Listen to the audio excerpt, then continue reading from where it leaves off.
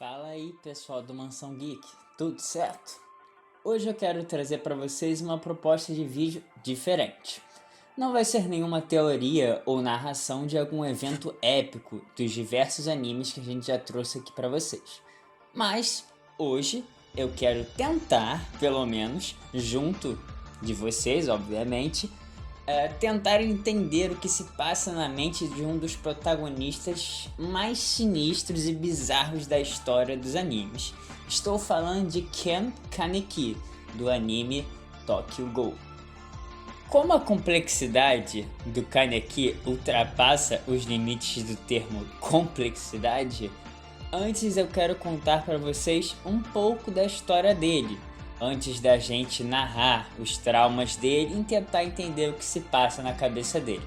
Vou falar sobre a história inicial dele, até para não comprometer a experiência de ninguém que ainda vai ver o anime.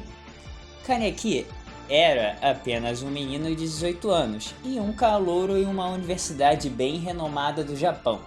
Até então, nada de anormal em sua história, até a chegada de uma jovem chamada Rinze, uma menina que Kaneki estava começando a se interessar e sair com ela, né, no caso, como se fosse uma espécie de casalzinho ali, que estava no início de um namoro, né?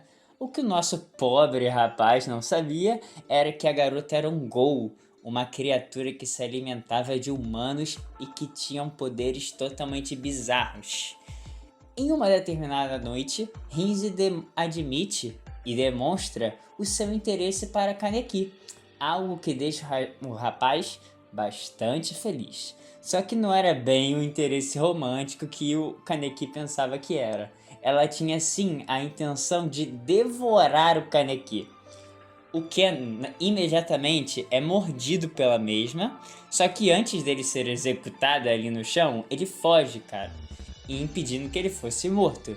Só que os dois acabam caindo de paraquedas, entre aspas, né, em um canteiro de obras. E foi justamente esse canteiro de obras que salvou a vida de Kaneki, porque quando ele estava prestes a ser executado, como posso dizer, vários destroços caem sobre a cabeça deles, deixando os dois em estado crítico. Após esse ocorrido, os dois são levados para o hospital e um misterioso médico, que eu vou falar depois, faz um transplante. Transplante é complicado, né? Um transplante entre os dois personagens. Ou seja, ele pega todos os órgãos da Rinze e passa para o Kaneki, deixando o Kaneki vivo, só que com determinadas restrições. E é aí que a história começa. Agora chegou a hora da gente tentar entender a cabecinha do Kaneki e as suas diversas personalidades. Quero deixar claro que se eu for listar aqui todas as personalidades que o Kaneki teve, daria um vídeo bem grande, cara, e bastante delicado. Afinal, o assunto não é qualquer um. Estamos falando de uma cabeça de um personagem que é totalmente construído de forma bem complexa. Então, vamos falar primeiro sobre as duas primeiras que ele teve. O Kaneki de cabelo preto, que mal sabia lutar e que vivia sendo salvo pela touca, e o Kaneki de cabelo branco, que virou um psicopata altamente procurado pelos investigadores anti-Ghouls. Bora lá! Vamos entrar em um acordo que o Kaneki já não era muito normal antes de ser um Ghoul. Afinal, um garoto que teve que conviver em casa sozinho, sem os seus pais, afinal, a sua mãe morreu e o seu pai, ele nunca teve um contato tão direto assim, vamos dizer assim, pelo menos no anime nunca foi mostrado, não sei no mangá porque eu nunca terminei, e ele tinha só o seu melhor amigo, cara, então tudo tendia para ele a ser muito difícil.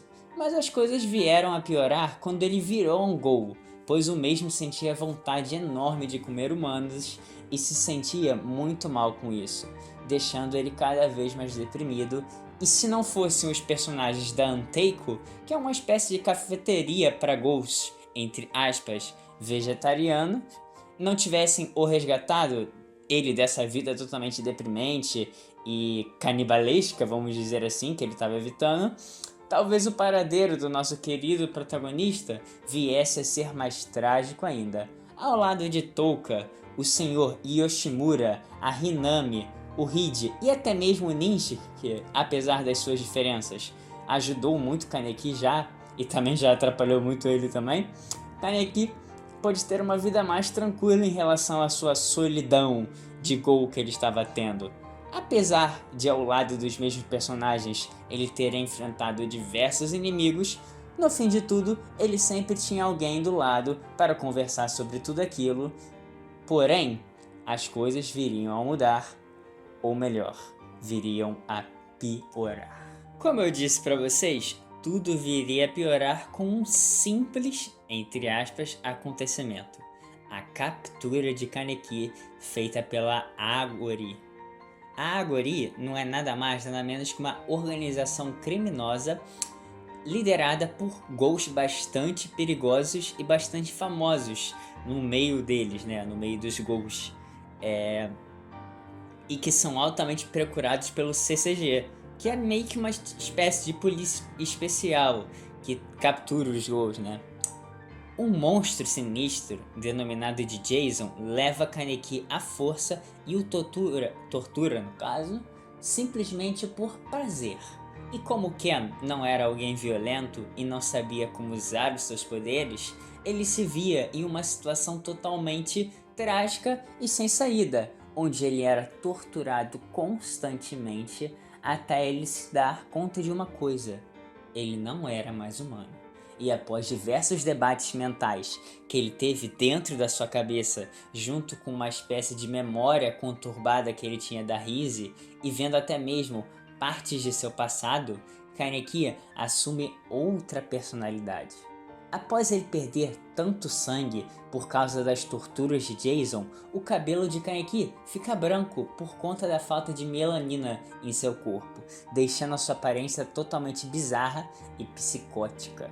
O jovem rapaz, que antes era doce com os outros e até mesmo se recusava a machucar os inimigos, se tornou um monstro que matava sem hesitar aqueles que ficavam em seu caminho.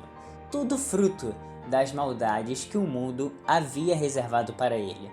Ele mata Jason sem evitar, recusa voltar para casa com a Touka, que até então era uma garota que ele gostava muito, e até mesmo se alia aos vilões da série, mostrando uma nova versão de si mesmo. Tokyo Ghoul mostra pra gente que até mesmo o mais puro dos seres humanos pode ser corrompido pela maldade das pessoas que habitam nesse mundo, mas que independente dessas mudanças, nós nunca devemos deixar de ser nós mesmos. No mais do mesmo, pessoal, foi isso. Temos muita coisa para falar sobre o nosso menino Kaneki, e se vocês curtiram e querem uma parte 2, afinal, como eu já disse, quando se trata de personalidade, Kaneki é um personagem bastante complexo, deixem o seu feedback nos comentários. E também não se esqueçam de seguir a gente nas redes sociais e se inscrever no canal. No mais do mesmo, pessoal, até o próximo vídeo e fui!